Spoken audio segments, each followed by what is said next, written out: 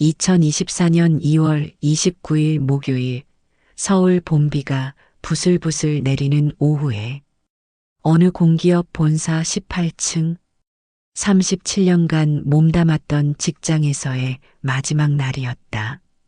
책상 앞에는 37년 근속 표창장과 가족사진이 놓여 있다. 이정호 60세. 성실하고 책임감 강한 직장인이었지만 집에서는 권위적인 가장이었다. 그는 남자는 강해야 한다고 믿었다. 그래야 식구들에게 존경을 받을 거라고 생각했다. 자신이 돈을 벌어오는 가장이기 때문에 그가 집안의 모든 결정을 내리는 건 그에게 당연한 일이었다. 동료들이 하나둘 작별 인사를 건네며 지나간다.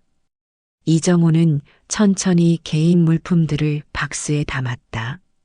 37년이라는 긴 세월이 끝나는 순간이었다. 내일부터는 더 이상 부장님이 아닌 그저 이정호일 뿐이었다. 가슴 한구석에서 밀려오는 허탈감과 상실감을 애써 누르며 그는 마지막 정리를 마쳤다. 25년 전 정호가 35세이던 어느 일요일 오후 아파트 거실에서 부동산 전단지를 보던 아내 수미의 목소리가 들려온다. 여보, 여기 강남에 새로 나온 아파트 단지인데 위치도 좋고 가격도 괜찮은 것 같아요. 한번 같이 가서 봐요. 그녀의 목소리에는 가족을 위한 기대감이 가득했다. 정호는 신문에서 눈을 떼지 않고 차가운 목소리로 답한다. 당신이 뭘 안다고 나서길. 밖에서 돈 한 번 벌어본 적도 없는 사람이. 부동산은 내가 알아서 하니까 신경 쓰지 말고 살림이나 잘해. 그의 냉랭한 목소리에 아내의 얼굴이 순식간에 굳어졌다. 조용히 전단지를 내려놓고 부엌으로 들어가는 그녀의 뒷모습을 보며 그는 자신의 권위를 지키기 위해 했던 말이 아내에게 얼마나 큰 상처를 주었는지 알지 못했다. 또 다른 상처의 기억. 20년 전 정호가 주식 투자로 3천만 원을 잃었던 날이었다. 부부 침실에서 아내 수미의 걱정스러운 목소리가 들려온다. 여보, 그래도 너무 큰 돈인데 앞으로는 나랑도 상의 좀 하고 좀 더 신중하게 하면 어떨까요? 그녀의 목소리에는 진심 어린 걱정이 묻어 있었다. 3천만 원은 그들에게 결코 작은 돈이 아니었다. 하지만 아내의 진심 어린 걱정은 정호에게 남자로서 무능하다고 말하는 것처럼만 들렸다. 그는 자신의 실패를 인정하고 싶지 않았다.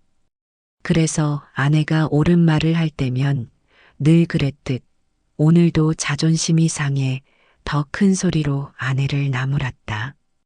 내가 번 내 돈, 내가 잃거나 뭘 하거나 네가 무슨 상관이야.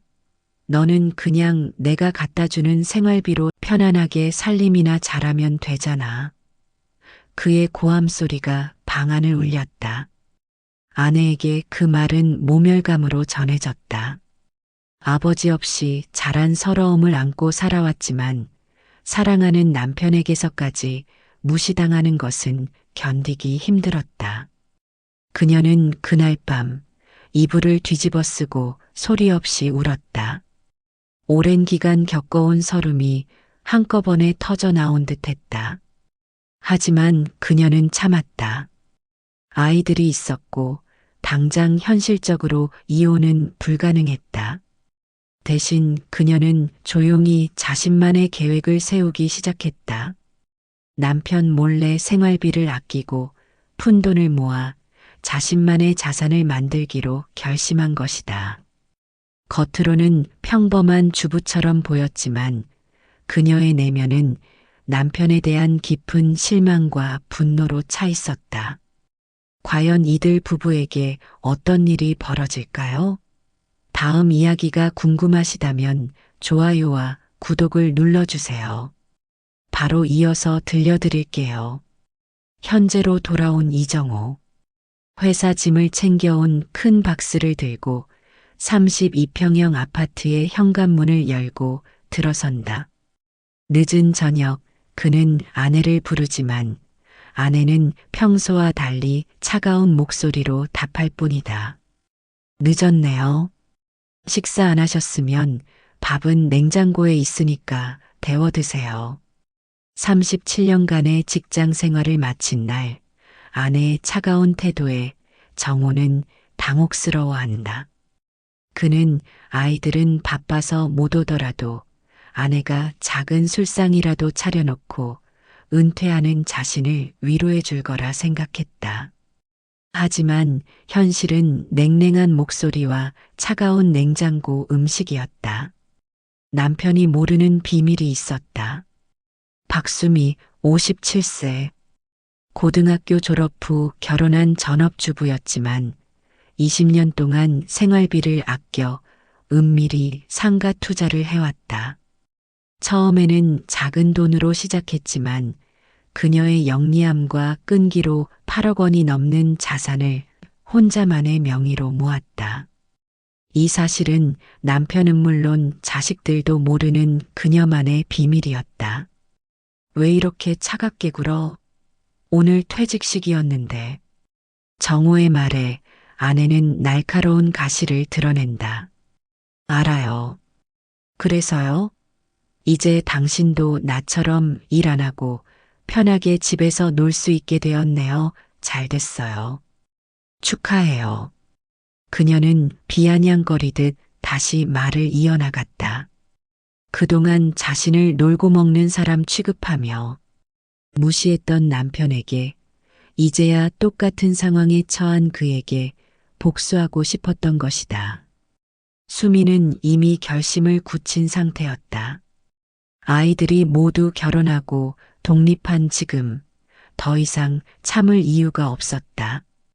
그동안 받았던 모든 무시와 모멸감을 되돌려줄 때가 온 것이다.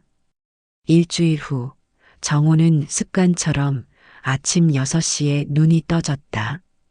37년간 매일같이 출근하던 시간이었지만 이제 그에게는 갈 곳이 없었다. 그는 1시간을 침대에서 멍하니 뒤척였다. 그런데 거실에서도 주방에서도 아내의 인기척이 전혀 느껴지지 않았다. 평소 같았으면 벌써 식사를 준비하는 발그락 소리가 들릴 시간이었다. 겨우 일어나 거실로 나온 그는 식탁 위에서 아내의 단호한 글씨로 쓴 메모를 발견했다. 반찬은 냉장고에 있고 곰탕도 끓여놨으니까 대충 차려 드세요. 늦을 거니까 저녁은 라면을 끓여 드시던 알아서 드세요. 라면 끓이실 수 있죠? 친구들과 등산 갑니다. 결혼 30년이 넘는 기간 동안 식사를 직접 차려본 적이 단 한 번도 없는 정호는 당황했다. 텅 빈 집안, 낯선 침묵 속에서 그는 이제야 자신에게 닥친 현실을 실감했다. 수미의 복수는 조용하고도 단호하게 시작되었다. 그녀는 아침 식사 준비를 하던 손을 멈추고 대신 운동복으로 갈아입었다. 37년 동안 남편의 아침밥을 챙기던 습관을 하루아침에 떼어낸 것이다. 그녀는 의도적으로 남편을 홀로 두고 친구들과의 시간을 늘렸다. 30년 넘는 세월을 회사 일에만 매진하던 정호는 집안일이라고는 전혀 할 줄 모르는 사람이었다. 무엇보다 그는 늘 자신을 집에서 편히 노는 사람이라며 아무것도 몰라서 속 편할 거라며 무시해왔다. 그는 그 사실을 뼈저리게 깨달아야만 했다. 집을 나선 수미는 근린공원 등산로 입구로 향했다. 시원한 가을바람이 불어오는 길목에서 오랜 친구들이 그녀를 기다리고 있었다. 친구들은 평소보다 일찍 나온 수미를 보며 반가워했다. 어머, 수미야. 오늘은 남편 아침 안 챙겨주고 나왔어? 한 친구가 웃으며 물었다. 수미는 덤덤하게 답했다. 이제 그런 거 안 해요. 퇴직했으니까 본인이 알아서 하라고 했어요. 그녀의 목소리에는 이제 막 봉인 해제된 듯한 서러움과 함께 해방감이 서려 있었다. 다른 친구가 조심스럽게 물었다. 그래도 남편은 괜찮대? 퇴직하고 나면 많이 허전해 한다던데. 수미는 산길을 오르며 잠시 생각에 잠겼다. 허전하겠죠. 평생 일만 했으니까. 근데 저는요. 제 자신을 잃고 살았어요. 37년 동안 남편의 뒷바라지만 하느라. 그녀의 목소리는 담담했지만 그 안에 응축된 회한이 묻어났다. 마치 지난 세월을 되돌아보는 듯한 표정이었다. 그때 한 친구가 현실적인 질문을 던졌다. 근데 수미야, 남편 퇴직하니까 경제적으로는 어때?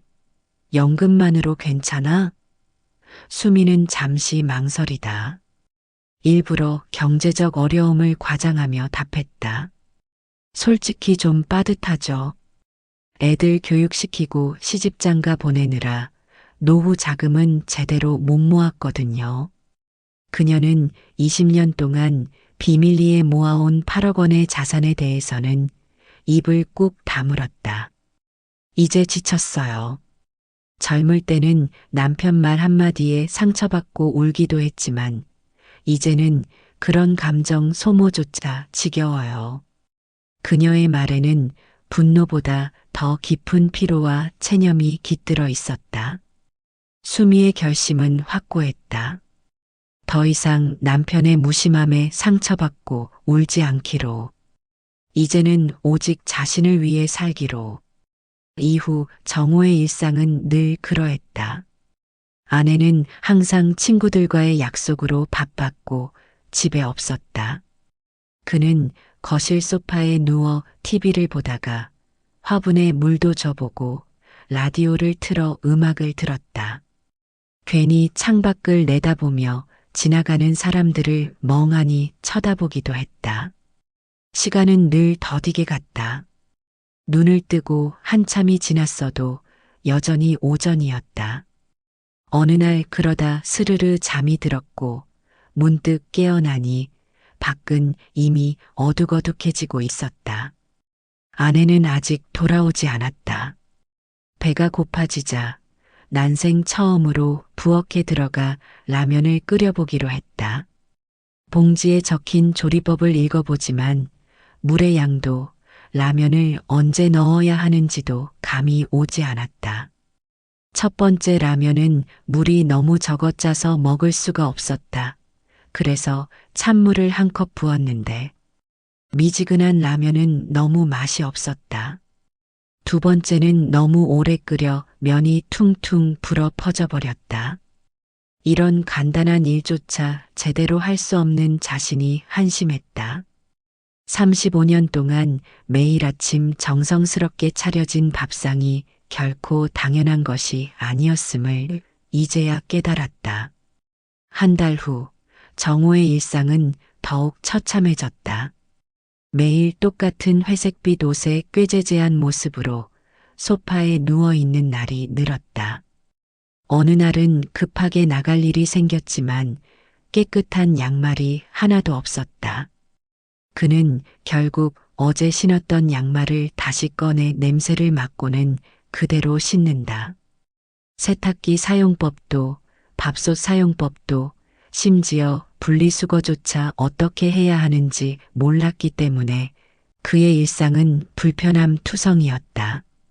재활용품은 언제 내놓는지, 음식물 쓰레기는 어떻게 처리하는지, 35년 동안 이 모든 것을 아내가 알아서 해주고 있었다는 사실을 이제야 깨닫게 되었다. 무료함이 정호를 짓눌렀다. 35년간 바쁘게 살아온 사람에게 갑작스런 무의의 시간은 고문과 같았다. 습관처럼 틀어놓은 TV에서 흘러나오는 소음만이 텅 빈 집안을 채웠다. 그제야 아내가 집에서 홀로 얼마나 외로웠을지 짐작이 되었다.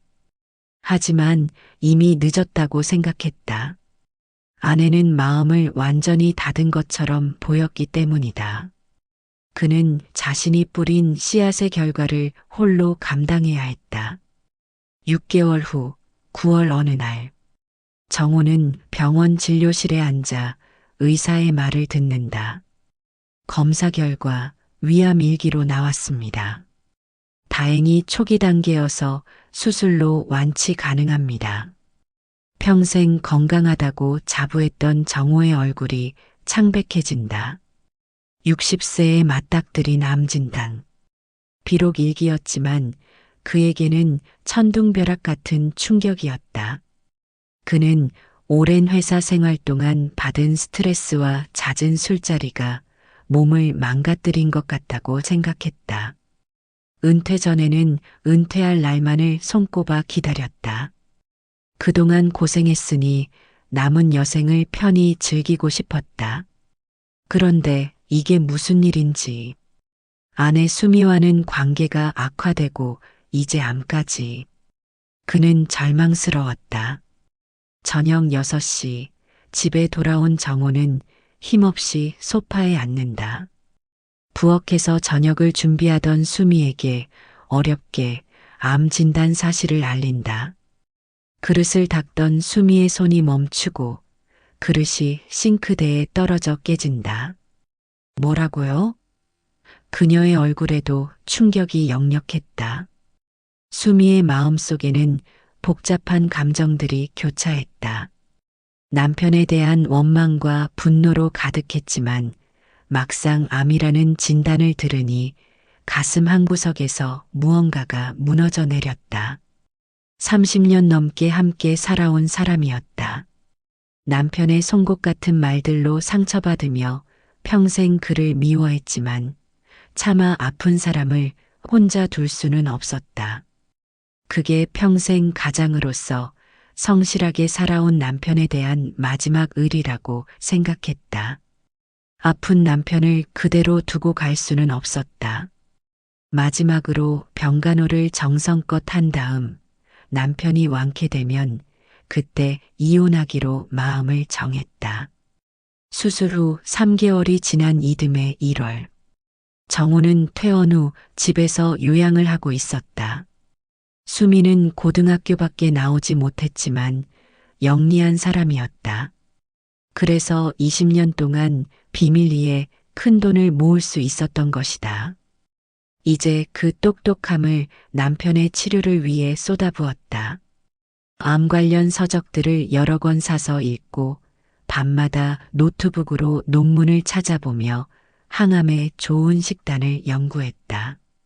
병원에서 받아온 식단표를 냉장고에 붙여두고 항암 효과에 좋다는 표고버섯, 브로콜리, 당근 등을 잘게 썰어 정성스럽게 죽을 끓여왔다.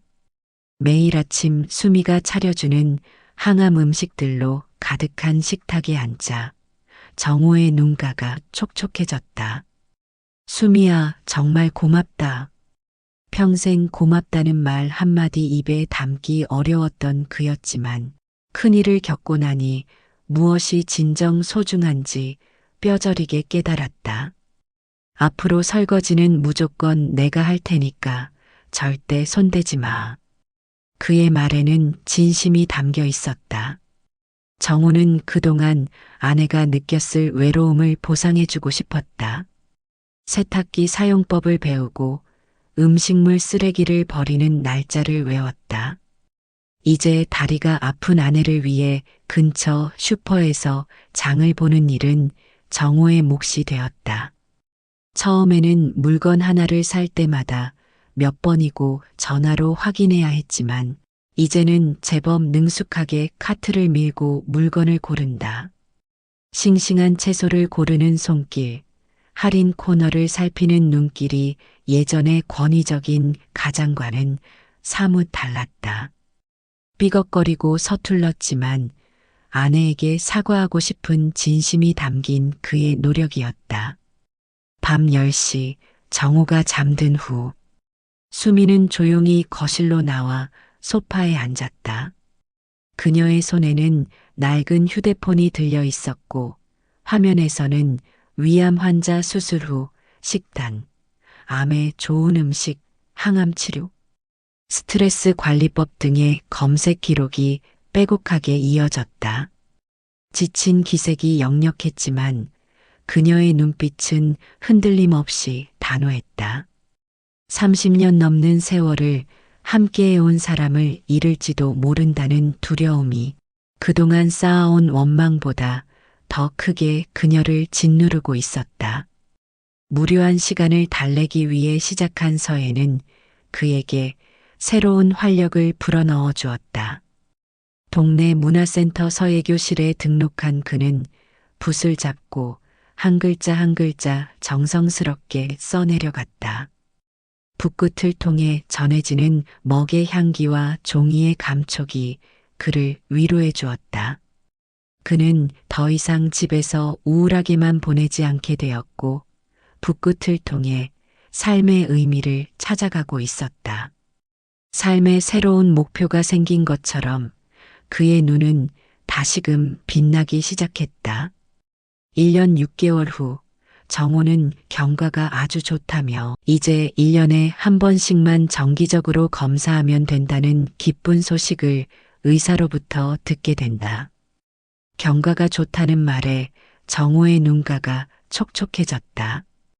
그날 저녁 정호는 진심으로 아내에게 사과했다. 수미야, 나를 보살펴줘서 정말 고마웠어. 그리고 그동안 내가 당신 마음을 몰라줘서 모진 말들로 상처 줘서 너무 아프고 외롭게 해서 미안해. 그의 목소리는 진심으로 가득 차 있었다. 하지만 수미의 마음은 쉽게 누그러지지 않았다. 30년이 넘는 긴 시간 동안 켜켜이 쌓인 상처는 그리 쉽게 지워지지 않았다. 그녀는 이미 남편의 진심을 느꼈고 마음이 많이 부드러워지긴 했지만 헤어질 결심은 변하지 않았다. 지난 1년 반 동안의 그의 변화는 그저 아프니 마음이 약해져서였을 뿐 그 이상의 의미는 없다고 생각했다. 수미는 조용히 입을 열었다. 이제 당신 아픈 거 걱정 안 해도 된다고 하니 저도 제 도리는 다 한 것 같고 이제 우리 할 얘기가 있어요. 정호의 얼굴이 굳어졌다. 무슨 말인지 짐작이 되었다. 그가 가장 두려워했던 순간이 마침내 찾아온 것이다. 2주 후 수미가 상가 임대료를 받으러 나섰다가 낡은 계단에서 발목을 삐끗해 넘어졌다. 다행히 큰 부상은 아니었지만 지나가던 행인의 신고로 구급차에 실려 병원 응급실로 이송되었다. 정호는 아내가 병원에 있다는 다급한 전화 한 통만 듣고 이유는 모른 채 헐레벌떡 달려왔다. 눈을 감고 누워있는 아내를 본 순간 심장이 발끝까지 떨어지는 것 같았다. 혹시라도 자신의 암 진단처럼 아내에게도 큰 병이 생긴 것은 아닌지 아니면 더 심각한 사고라도 당한 건 아닌지 온갖 불길한 생각이 머릿속을 스쳤다. 침대에 누워있는 아내를 본 순간 그의 눈은 핏발이 섰고 그는 무릎을 꿇고 그녀의 손을 잡았다.